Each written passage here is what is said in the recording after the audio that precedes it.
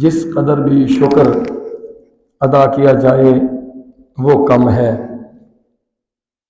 آج موضوع گفتگو ہے نماز کی اہمیت اور نماز کی افادیت۔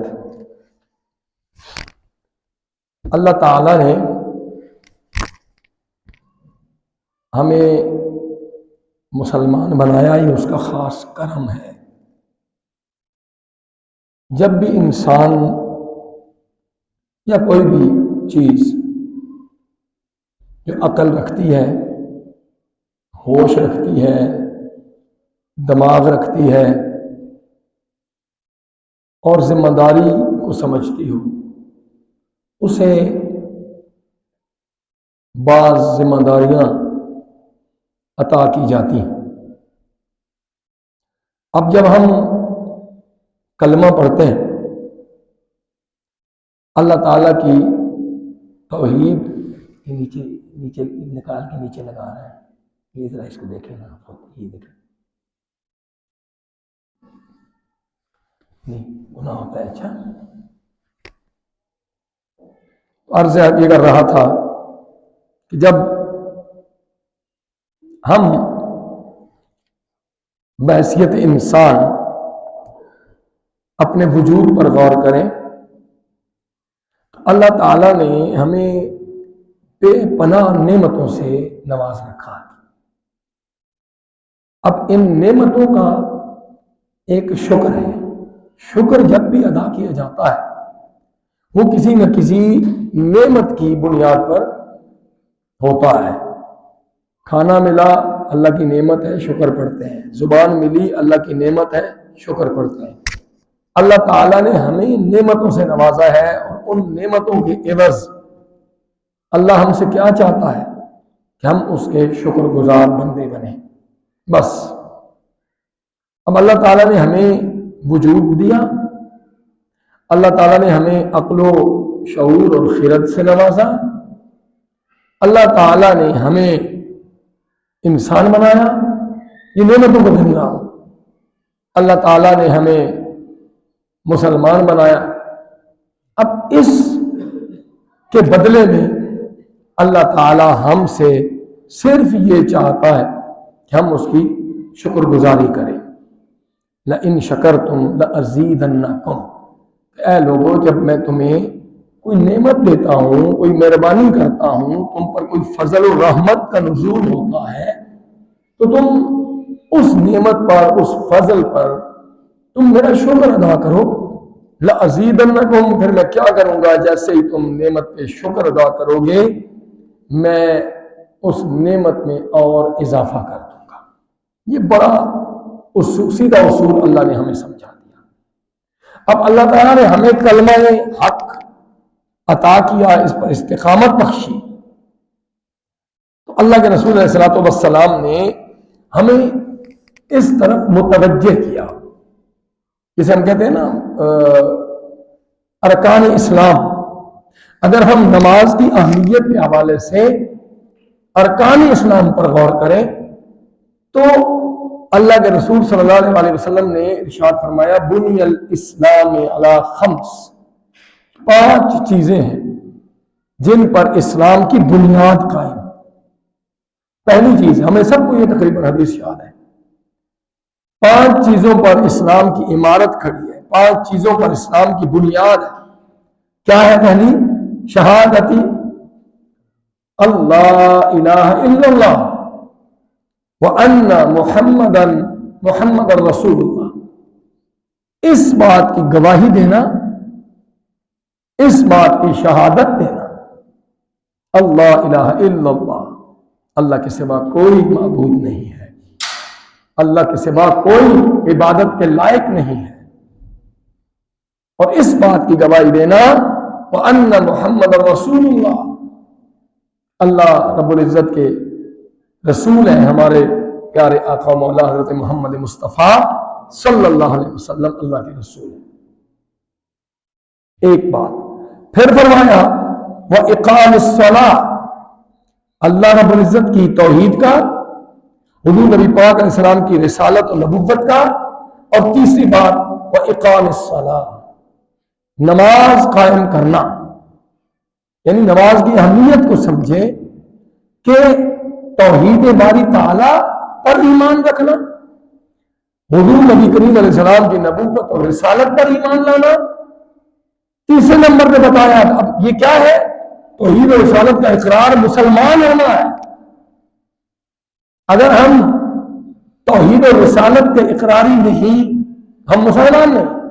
اب مسلمان ہونے کے بعد جو بڑی ذمہ داری، پہلی ذمہ داری ہم سب پر عائد کی گئی ہے وہ اقام الصلاۃ، جس کو ہم کمزور سمجھ رہے ہیں، نماز کو ہم اہمیت نہیں دیتے، نماز کو ہم ادا کرنے میں سستی کرتے ہیں۔ فرمایا لوگوں یہ اسلام کی عمارت کی تیسری بنیاد ہے، تیسرا پلر ہے، تیسرا ستون ہے۔ پھر فرمایا وَإِيتَاءِ الزَّكَاةِ، اور زکوٰۃ ادا کرو۔ پھر فرمایا والحج، اور سال میں ایک مرتبہ استطاعت، صاحب استطاعت پہ حج، وصوم رمضان، اور ماہ مبارک رمضان شریف کے روزے۔ اب یہ 5 چیزیں بتائیں، اللہ رسول پر ایمان، کلمہ پڑھ کے مسلمان ہو گئے، اسلام کے دائرے میں داخل ہوئے، اس کے ساتھ کہا نماز قائم کرو، زکوٰۃ ادا کرو، حج ادا کرو، اور ماہ مبارک رمضان شریف کے روزے رکھو۔ اگر ان میں سے کوئی ایک بھی ستون قائم کمزور رہے گا، اس کا مطلب کیا ہے کہ ہم نے اسلام کی عمارت کو کمزور کیا ہے، آہستہ۔ اب باقی چیزیں تو اپنی جگہ، کلمہ پڑھنا ہر مسلمان پر لازم ہے، اس کے بغیر ہم دائرہ اسلام میں داخل نہیں ہو سکتے، لیکن نماز کے لیے کوئی شرط اور نہیں، مسلمان ہونا شرط ہے، عاقل ہونا شرط ہے، بالغ ہونا شرط ہے، عقل والا ہو، پاگل نہ ہو، دیوانہ، اس پہ شریعت ساقط ہے، عقل والا ہو، شعور والا ہو، اس پہ نماز پڑھنا واجب، فرض ہے نماز۔ ان الصلاۃ کانت علی المؤمنین کتابا موقوتا، بے شک مومنین پر، مسلمانوں پر نماز مقررہ اوقات میں فرض کی گئی ہے۔ ان الصلاۃ کانت علی المؤمنین کتابا موقوتا، یہ وقت مقرر ہے، مسلمانوں پر یہ نماز ان اوقات مقررہ میں فرض کر دی ہے ہم نے۔ اب کوئی بیمار ہے تب بھی نماز پڑھنی ہے، عورت ہے، مرد ہے، عاقل بالغ بتا دیا، اب عورت مرد کی تخصیص نہیں ہے، اس میں غریب امیر کی تخصیص نہیں ہے، اس میں مالدار اور اسرت والے کی تمیز نہیں ہے، اس میں مشرق مغرب کی تمیز نہیں ہے، اس میں چھوٹے بڑے کی تمیز نہیں ہے۔ ہاں بالغ ہو، عقل والا ہو اور مسلمان، 3 بنیادی باتیں بتائیں۔ اب حکم کیا ہے؟ بیمار ہونا، کھڑے ہو کے نہیں پڑھ سکتے نماز، بیٹھ کے پڑھو، بیٹھ کے نہیں پڑھ سکتے، اتنی بھی ہمت نہیں ہے تو لیٹ کے نماز، لیٹے ہوئے ہو، بستر پہ ہو، اٹھ کے بیٹھ بھی نہیں سکتے، اتنی سکت پہنچ ہمت نہیں ہے تو کیا کرو؟ لیٹے ہوئے نماز پڑھو۔ اگر لیٹ کر بھی تم کوئی نماز مناسب طریقے سے ادا کرنے کی پوزیشن میں نہیں ہو تو کیا کرو؟ پھر اشاروں سے نماز ادا کرو، یعنی نماز عین حالت جنگ میں بھی ابھی اگر نماز کا وقت آیا ہے تو وہاں بھی مسلمانوں نے، صحابہ کرام نے نماز پڑھی، آدھوں نے جنگ کی، آدھوں نے نماز پڑھی، پھر آدھے میدان محاذ پہ گئے، باقی نے نماز پڑھی۔ نماز ایسا فرض ہے۔ اب دیکھ لیجئے باقی چیزوں کو جن کا ذکر ہوا اس حدیث مبارکہ میں، حج ہے، زکوٰۃ ہے اور روزہ۔ اب روزہ،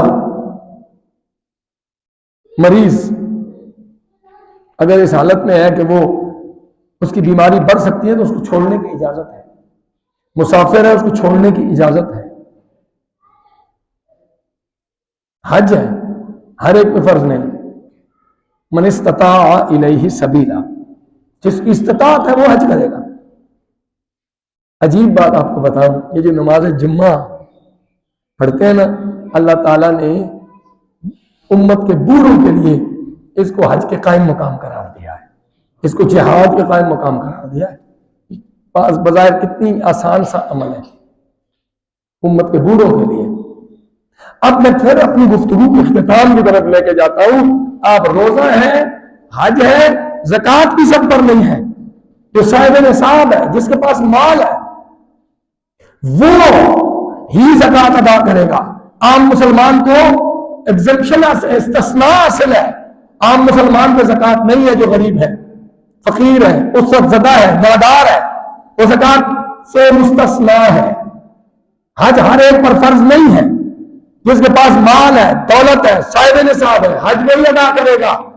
لیکن فرما دیا نماز ایسا عمل ہے کہ جو ہر مسلمان پر، عورت ہے، مرد ہے، اس پر ہر صورت لازم ہے۔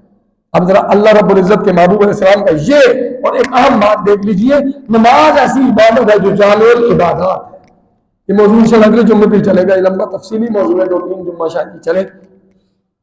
جامع العبادات ہے نماز میں۔ آپ دیکھ لیجئے ہم کیا کرتے ہیں، اللہ کی تکبیر یہاں سے شروع کریں، اللہ اکبر، یہ اللہ کی تکبیر ہے، اللہ کی بڑائی کو بیان کرتے ہیں، سبحانک اللہم و بحمدک، اللہ رب العزت کی پاکیزگی کو بیان کرتے ہیں، اللہ کی حمد و ثنا بیان ہوتی ہے، الحمدللہ رب العالمین، ساری حمد ساری تعریفیں اس رب العالمین کے لیے، اللہ کی حمد کرتے ہیں۔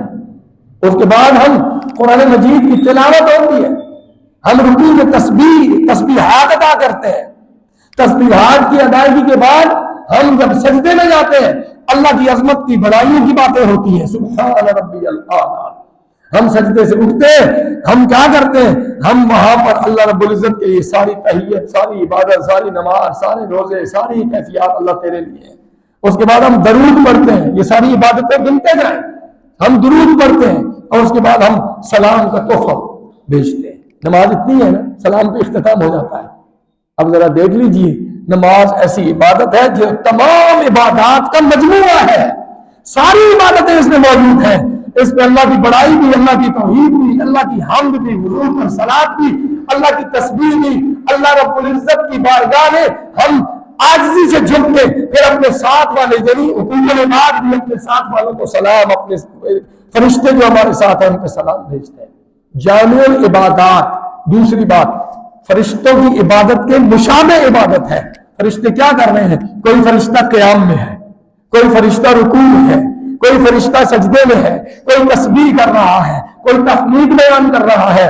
اللہ رب العزت کی یہ نوری مخلوق، پاکیزہ مخلوق جن عبادتوں میں مشغول ہے، اللہ رب العزت نے ہمیں ان ساری فردن عبادتوں کو اکٹھا کر کے نماز میں امت مسلمہ کو عطا کر دی کہ اے امت مسلمہ، اے میرے محمد مصطفیٰ کے غلاموں، اے امام الانبیاء کے جانشارو، وہ فرشتے جو ہر وقت میری عبادت میں مصروف عمل ہے، کوئی تکبیر ہے، کوئی قیام کر رہا ہے، کوئی رکوع کر رہا ہے، کوئی سجدے میں ہے، کوئی کس کیفیت میں، صرف میری بڑائی کو، میری عظمت کو، میری پاکیزگی کو بیان کر رہے ہیں۔ اے میرے محبوب، اے میرے محبوب، امام الانبیاء کے غلاموں، میں تمہیں ساری کی ساری فرشتوں کی عبادتیں اکٹھی کر کے نماز کی شکل میں عطا کر رہا ہوں۔ ایک بات، پھر یہ تحفہ ہے، تحفہ ہے یار، ہمیں تحفہ کوئی دے رہا، ہم مرتے دم تک اس کی حفاظت کرتے ہیں، مرتے دم تک حفاظت نہیں، جی میرے دوست نے دیا ہے، حفاظت کرتے ہیں اس کی۔ یہ جو تحفہ نماز ہے نا، نماز معراج شریف کا تحفہ ہے۔ حضور رحمت عالم صلی اللہ علیہ وسلم اللہ رب العزت کی بارگاہ میں جب ملاقات کے لیے حاضر ہوئے تو اللہ جل مجد الکریم کی بارگاہ میں سے اللہ کے رسول کیا لے کے گئے؟ التحیات للہ والصلوات والطیبات۔ اللہ کے رسول اپنے رب کی بارگاہ میں یہ تحفہ لے کے گئے، اللہ میری ساری تحیت یعنی ساری عبادتیں، میری ساری کاوشیں مالک تیرے لیے، یہ اللہ کی بارگاہ میں حضور تحفہ لے کے گئے۔ اور وہاں سے پتہ کیا تحفہ ملا؟ اللہ نے حضور علیہ السلام کو آپ کی امت کے لیے نماز کا تحفہ عطا کیا، نماز کا تحفہ۔ اب ہم اگر بے قدرے ہیں نا تو ہم نماز کی قدر نہیں کریں گے، اور اگر ہم قدر کرنے والے ہیں ہم نماز کے اس تحفے کی قدر کریں گے اللہ کی۔ ہاں، اور ایک اور چیز، نماز جامع العبادات ہے، میں نے جملہ کہا، ایک بات عرض کی کہ یہ فرشتوں کی عبادت کے مشابہ عبادت ہے۔ اور دوسرا آپ دیکھ لیجئے مثلاً آپ دیکھیں جتنی بھی ہم عبادتیں کرتے ہیں نا اس میں ایک عبادت کی قسم ہے جانی بدنی عبادت، ایک عبادت ہے مالی عبادت۔ یہ نماز ایسی عبادت ہے جس میں ہماری قلب بھی عبادت میں مشغول ہوتا ہے، جس میں ہمارا بدن بھی عبادت میں مشغول ہوتا ہے، جس میں ہماری زبان بھی عبادت میں مشغول ہوتی ہے۔ مالی، قلبی، بدنی، روحی، جسدی ساری عبادتیں جو ہیں وہ اس نماز میں موجود ہوتی ہیں۔ ایک طرف فرشتوں کی تمام عبادتوں کا مشترکہ اظہار اس انداز اس نماز کی عبادت میں ہمیں ملتا ہے، اور دوسری طرف ہماری قلبی، بدنی، لسانی ساری عبادتیں جو ہیں وہ اس میں ہمیں ملتی ہیں۔ اللہ جل مجد الکریم کے پیارے محبوب علیہ الصلوۃ والسلام کی بارگاہ میں حضرت معاذ بن جبل انصاری رضی اللہ تعالیٰ اللہ کے رسول صلی اللہ علیہ وسلم کی بارگاہ میں عرض کرتے ہیں یا رسول اللہ صلی اللہ علیہ وسلم، دو احادیث بس بیان کر کے گفتگو ختم کرتا ہوں آج کی۔ فرمایا عرض کی حضور آپ ہمیں تلقین کیجئے، نصیحت فرمائیے، تعلیم دیجئے کسی ایسے عمل کی جو ہمیں جنت میں لے جائے اور جہنم سے دور لے جائے۔ ہماری ساری نیکیاں عبادتیں کس لیے ہیں؟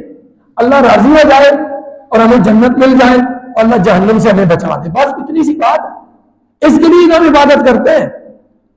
یا رسول اللہ ہمیں آپ ارشاد فرمائیے، تعلیم دیجئے، حکم فرمائیے، تلقین کیجئے، ایسا عمل بتائیے کہ جس پہ اللہ راضی ہو کر ہمیں جنت عطا کر دے، جس پر اللہ راضی ہو ہمیں جہنم سے دور لے جائے۔ حدیث شریف سن لیجئے، اس کو جامع ترمذی نے بیان کیا ہے، صفحہ اس کا حدیث کا نمبر ہے 2616۔ حضور نبی پاک علیہ السلام نے فرمایا تعبد اللہ ولا تشرک به شیئا، کہ جنت جانا چاہتے ہو، دوزخ سے بچنا چاہتے ہو تو بس عمل سن لو، تعبد اللہ، عبادت اللہ کے لیے، ولا تشرک به شیئا، اللہ کے ساتھ کسی کو عبادت میں شریک، کسی کو معبود جان کے عبادت اللہ کی ہی نہیں جا سکتی۔ نیت عبادت بڑی اہم ہے۔ پھر فرمایا وَتُقِيمُ الصَّلَاةَ، دیکھیے ذرا بار بار ایک ہی بات ہو رہی ہے، اللہ کی توحید، اللہ کے نبی کی رسالت، شرک سے بچنا، اور پھر نماز کی اہمیت۔ وَتُقِيمُ الصَّلَاةَ، نماز کو قائم کرو، وَتُؤْتُ الزَّكَاةَ، زکوٰۃ ادا کرو، وَتَصُومُ رمضان، ماہ مبارک رمضان کے روزے رکھو، وَتَحُجُّ الْبَيْتَ، اور اللہ کی رضا کے لیے اللہ کے گھر کا حج کرو۔ وہی جو میں نے ابتدا میں ایک حدیث شریف پڑھی، بالکل وہی حدیث، الفاظ مختلف ہے۔ 5 چیزوں پر اسلام کی عمارت قائم ہے، اللہ رب العزت کی توحید کا اقرار، حضور نبی پاک علیہ السلام کی رسالت کا اقرار، تیسری بات بتا دی نماز کا قیام، پھر فرما دیا لوگوں نماز کے بعد روزہ، حج اور زکوٰۃ، بس یہ 5 چیزیں ہیں جن پر اسلام کی عمارت، اسلام کی بنیاد جو ہے وہ کھڑی ہے۔ مجھے آپ کو، ہم سب کو اس طرف متوجہ ہونا ہے۔ اس حوالے سے انشاءاللہ اگلے دنوں میں پھر بات کر لوں گا۔ ایک حدیث شریف جو عرض کرنا چاہتا تھا، ہر چیز کی ایک ہر تالے کو کھولنے کے لیے ایک چابی ہوتی ہے نا۔ اللہ کے رسول صلی اللہ علیہ وسلم نے ہمیں ارشاد فرمایا، ترمذی شریف کی روایت ہے، اللہ کے رسول صلی اللہ علیہ وسلم نے مفتاح الجنت الصلاۃ، جنت کے تالوں کی چابی جو ہے نا وہ نماز ہے۔ اگر ہم جنت لینا چاہتے ہیں تو ہمیں ہر صورت اپنی نماز کو قائم رکھنا ہے، حالات کچھ بھی ہو جائیں نماز کو قائم رکھنا ہے، اور مقررہ اوقات میں قائم رکھنا ہے، کیونکہ قرآنی حکم ہے ان الصلاۃ کانت علی المؤمنین کتابا موقوتا، نماز مقررہ اوقات میں مومنین پر فرض کی گئی ہے۔ اگر ہم نماز نہیں پڑھیں گے، فرض کی گئی کن پہ؟ وہ لوگ جو ایمان والے ہیں۔ اگر ہم نماز نہیں پڑھتے تو ہمیں اپنی ایمان کی بھی فکر کرنی ہے۔ اللہ تعالی ہم سب پر رحم و کرم فرمائے۔ وما علینا الا البلاغ المبین۔ سنت ادا